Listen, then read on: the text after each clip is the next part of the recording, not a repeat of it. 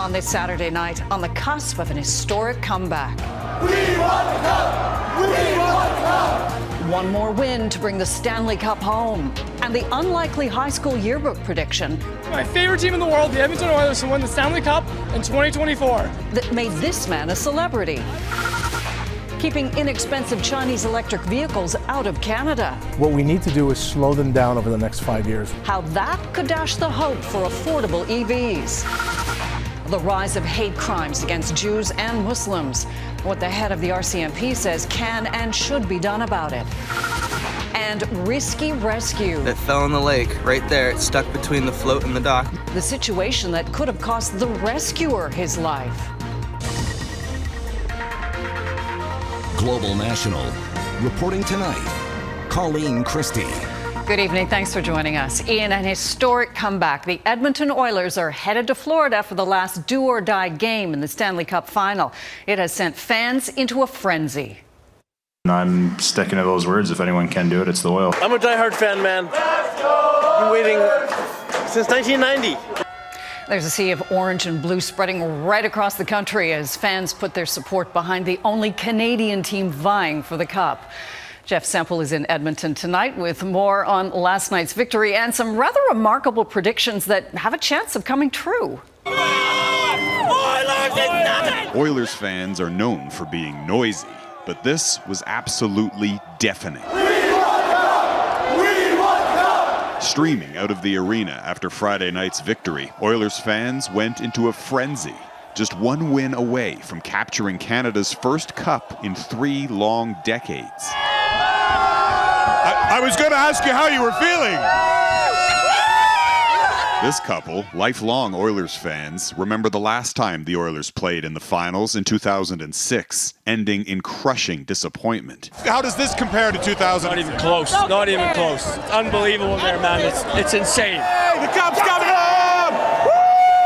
This city, this team, is poised to do something that only one other team in history has ever done before. Come back from a 3-0 deficit to win the Stanley Cup. And as you can see, it's getting a little crazy. An incredible comeback story that nobody could have predicted, with one notable exception. So it's right here. 6 years ago, William Demetro was graduating high school and was asked for a quote for the yearbook. I'm like, what am I going to say, right? And so I was like, you know what? Why don't I just say my favorite team in the world, the Edmonton Oilers, to win the Stanley Cup in 2024? At the time, in 2018, the Oilers were among the worst teams in the league. Not anymore. I had no reason why I said that date, but that's what it was. Game 7, and Game 7, let's go! Global News first reported on his yearbook prediction on Wednesday. This season ticket holder saw the story and offered Demetro and his wife tickets to Game 6. I really thought it was a cool story, and I wanted to bring him out here. So 1, for good luck, but 2, because I want to meet him. And he's not alone. Demetro is suddenly an Oilers celebrity, swarmed by fans wanting photos and even other predictions. Can you predict lottery numbers, or how does that work? You know, I've had actually probably hundreds of people ask me this at this point. I don't know. I haven't tried. Demetro works as a pastor at a Saskatoon church, but he isn't sure whether this is divine intervention. We believe! We believe! Either way, the city is united in faith in their team and in the prophecy foretold by a high school yearbook. Jeff Semple, Global News, Edmonton. Alberta's NDP has chosen a new leader tonight. After nearly a decade with Rachel Notley at the helm, Naheed Nenshi is taking the party reins. Welcoming the new leader of the Alberta NDP, Naheed Nenshi. The former Calgary mayor was elected in one round of voting by party members. He'd been considered the frontrunner since announcing his bid in March. During his victory speech, he quickly took aim at Premier Danielle Smith and her governing United Conservative Party. She hasn't done a blessed thing to protect anybody's freedoms. In fact, what she does is she systematically takes them away. I think when she said she's the most freedom-loving politician in Canada, she meant to say she's the most power-loving politician in Canada. A record 85,000 party members signed up during the leadership race. Nenshi beat 3 other remaining candidates by a landslide of more than 60,000 votes. Wildfires northeast of Quebec City have led to an evacuation order for close to 1,000 people. Officials from Port Cartier on the province's North Shore declared a state of emergency on Friday, with 4 fires burning nearby. It's believed all of the fires were caused by lightning strikes. The region is very dry and facing an extreme fire risk. We're learning more tonight about a terrifying bus crash in BC's Caribou region Friday afternoon. Troy Charles is outside the Emergency Response Centre in the community of 100 Mile House and joins us now. Troy. Colleen, volunteers from the 100 Mile House Fire Rescue Station played a massive role in safely extricating the students and staff from this bus crash. In fact, they actually have an old bus they use for embankment recovery training, which certainly came in handy during this accident.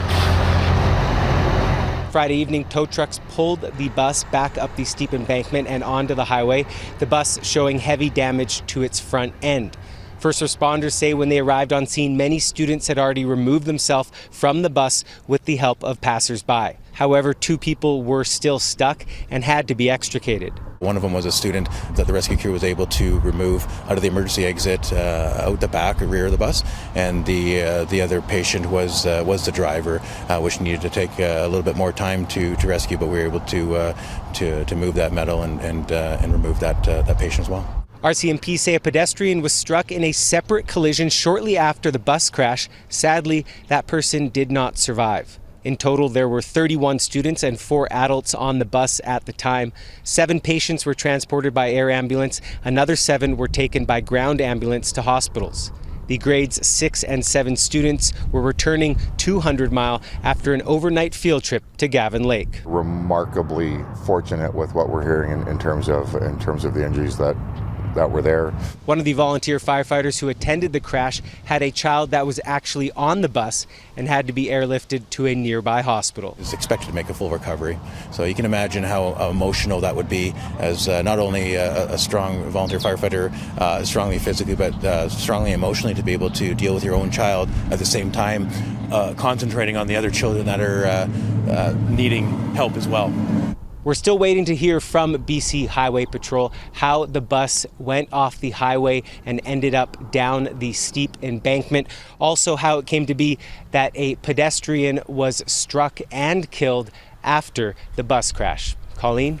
Troy Charles, thank you. If you've recently tried to purchase an EV, you know many are more expensive than gas-powered cars. But prices are falling rapidly. What would reduce prices even more? An influx of cheap Chinese-made vehicles. China's leading EV manufacturer, a company called BYD, is making models that sell for less than $20,000 Canadian. China also has 15 million extra cars ready to ship to global markets. The question for Canadian lawmakers is, should Ottawa impose tariffs to protect the domestic EV industry? Mackenzie Gray looks into that question tonight.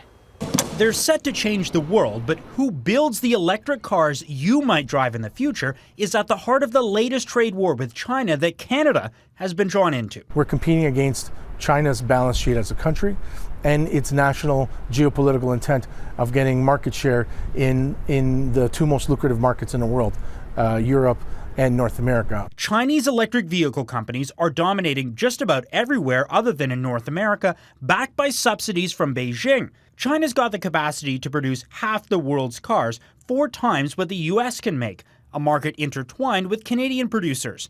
But annual demand in China is only 25 million cars, meaning 15 million can be exported, flooding other markets at prices as cheap as 20 grand a car. But security experts warn, it's not all about the sticker price. Inexpensive Chinese car has devices under the bonnet which should concern us. The car can be switched off by the manufacturer. Economic and national security concerns pushing the Americans to implement new tariffs in May, going from 25% on Chinese EVs in 2022 up to 100% this year. And the Europeans are following suit, but not going as far as Washington, applying tariffs on EV companies as high as 38%. That leaves Canada, which only has a 6% tariff on Chinese EVs, something that is likely to increase soon. We will look very carefully at what steps need to be taken to ensure that the Canadian auto industry and indeed Canadian consumers are well supported for years to come. A domestic industry that Trudeau and Ontario Premier Doug Ford have dumped $46 billion worth of subsidies into. To protect that, Ford wants Canada to match the American tariffs. It's important to align ourselves as best possible since we're such significant trading partners and partners. Not always an easy thing to do. Whatever the new tariffs may be, if Canada hopes to keep Chinese EVs out and meet the federal government's new requirement to make all vehicle sales by 2035 electric, North American production will need to increase rapidly to make either goal feasible. Mackenzie Gray, Global News, Ottawa. In the months following the October 7th Hamas terror attacks, the RCMP says there's been an increase in hate crimes in this country. Our Ottawa Bureau Chief Mercedes Stevenson sits down with the RCMP Commissioner to discuss what can and should be done about it. Mercedes. Colleen, in our season finale of the West Block, we sit down with RCMP Commissioner Mike Duhem to talk about national security threats to this country. From the dramatic rise in teens being charged with terror to foreign interference on Parliament Hill and in our elections, to evidence that Canadian organized crime syndicates are being hired by countries like Iran to carry out assassinations. Commissioner Duhem certainly has his concerns, and one of the biggest ones is the rising number of hate crimes in Canada. Jewish and Muslim communities here have been on edge ever since the horrific attacks on Israel last October and the subsequent war in Gaza. In recent months, 3 Jewish schools have been targeted with gunfire, Jewish businesses have been threatened, and just last week, a truck with video screens drove around Toronto with Islamophobic messages and images of Muslims praying while claiming that Canada is under siege. In Ottawa late this week, an inverted red triangle, the symbol used by Hamas and the Al-Qassam brigades to mark military targets, was painted on an Ottawa Jewish center that includes a school and a home for the elderly. Are you concerned about the increase in hate crimes and the increase in what many in the Jewish community have described as intimidating activity outside their homes, outside their synagogues, outside places other than the Israeli embassy or Israeli consulates? Yeah, I am concerned because we've seen a spike since October, and this is no different than all chiefs of police from across the country. But we're working collaboratively together, and we're addressing the situation the best we can. Do you feel the law is being enforced as it could be? I think we could probably do more. I think we could probably do more and a little bit more aggressive when we're looking at what kind of charges that can be laid to a certain individual. And I share this with many people that protesting in front of a member of Parliament's office is one thing, or in Parliament Hill is another. But when you're protesting in front of a resident of an elected official or a senior government official, I think that's where you cross the line, and that's intimidation and even harassment. And that's, I think, we have to be more aggressive. See the full interview Sunday morning on the West Block. Coming up, the concerns Lebanon could become the next Gaza.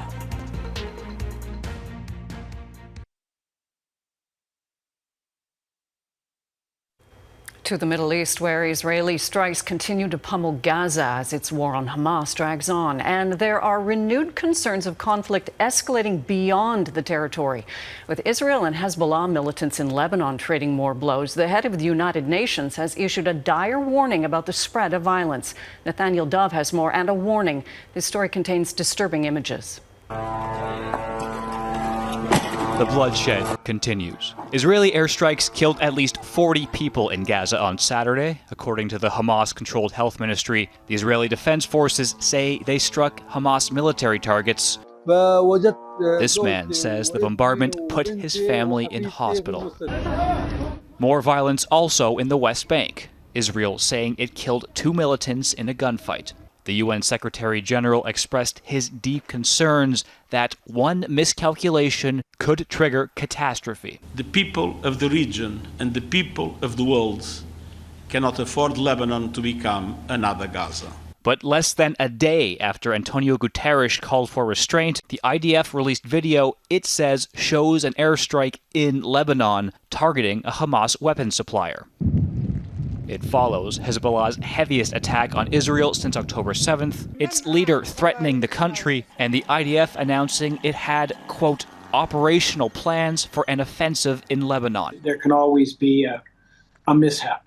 1 or 2 or 10 of these could raise the stakes without anybody necessarily planning for that.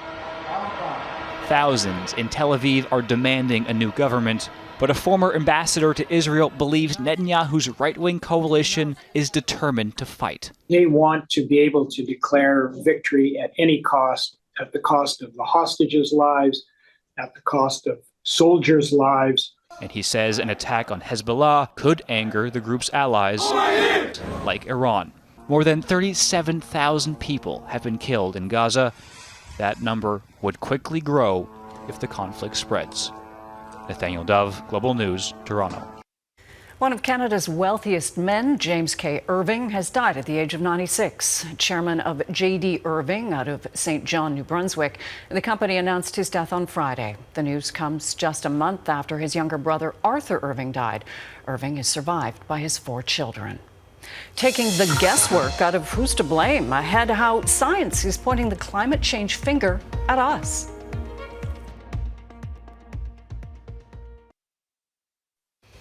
June has been a month of weather extremes, from droughts and floods in Mexico to last week's intense heat wave in central and eastern Canada.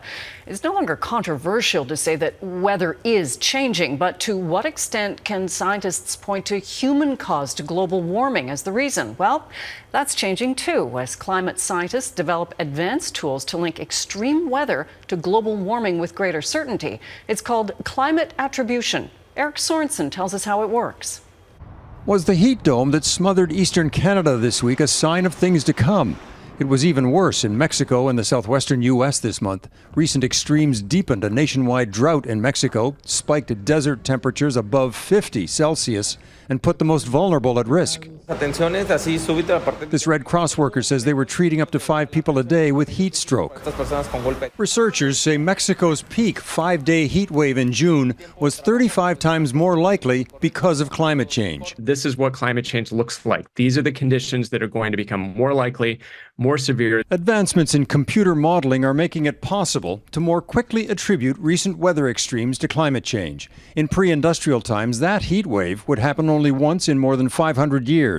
By 2000, once in 60 years. Today, with 1.2 degrees warming, a 1 in 15-year event.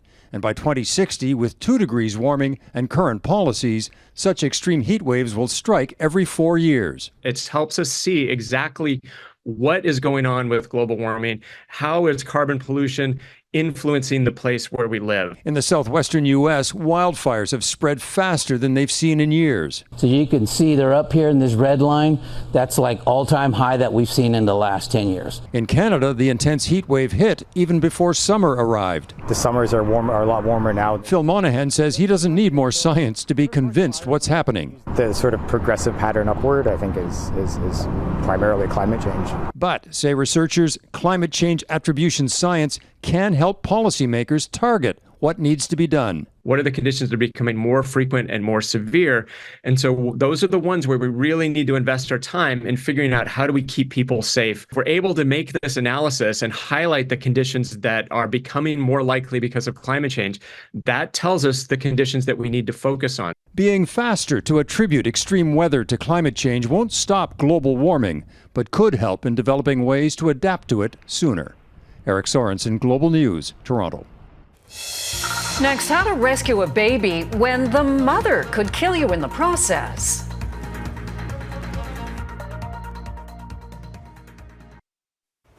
Prince William celebrated his 42nd birthday in style yesterday, joining his children at one of the most sought-after concerts of the year.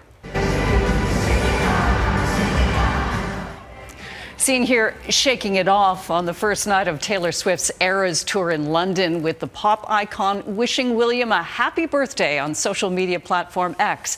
Posting a selfie, the royals thanked the star for a great evening.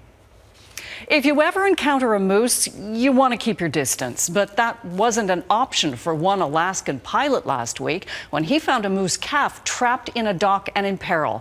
The rescue was tricky, to say the least, especially with mama moose nearby. Neetu Garcha reports. I show up to work and there's a baby moose that fell in the lake right there. It's stuck between the float and the dock. Like the moose calf he would eventually rescue, Spencer Warren found himself in a dangerous position. When I come around the shed and see Mama for the first time, Mom's coming right at me down this road, the same one that I had just walked. Warren says he quickly went behind the shed and made his way to his vehicle, where he sat and kept an eye on the calf, a safe distance from its distressed mother, while police made their way to the scene. Hey, buddy. It just sucks, I know, doesn't it? In seconds, they pulled the exhausted calf from the water. Oh, so tired. So tired. Security cameras caught the moment the calf fell into the water around 4 a.m. It was stuck for more than 2 hours before Warren got there. After he spotted Mom, he made his way up the porch and fell asleep on our porch. He was just so exhausted. Not all encounters are uplifting. Homer police say last month a female moose fatally mauled a man. The 70-year-old had been attempting to take photos of her 2 newborns when their mother attacked him. It was fresh on the mind, the poor soul that had that encounter a few weeks prior. And then the first officer, when he came in, he said, wait for the other guy.